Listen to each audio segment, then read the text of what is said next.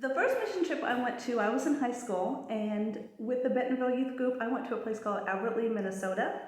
Our youth group went there several years to help them with their vacation Bible school. I enjoyed the work, I enjoyed meeting new people, I enjoyed the experience. In college, I went to Australia for 6 weeks as part of another mission trip.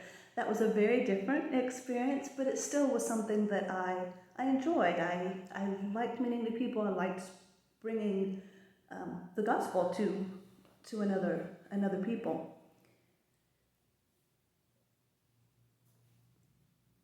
When they started the Baja mission trip here in Bentonville, it started out as a family mission trip. That meant that families could go as a group unit. It got people to go on mission trips that maybe wouldn't go before. There were a lot of people that went with their family, and it's a different experience when your whole family goes. I went probably 8 years of the years that we went there. My story comes from, I think, the second year I went, and my parents and my husband came with that, which made it a very special experience. But that year, the Mexican congregation wanted to host us for a potluck after Sunday services. There were a lot of people there. When we went, we probably doubled their congregation. And then there would have been visitors from the community. So there were a lot of people there. We were kind of worried about the food. And when the services ended, the mothers filled plates for their children.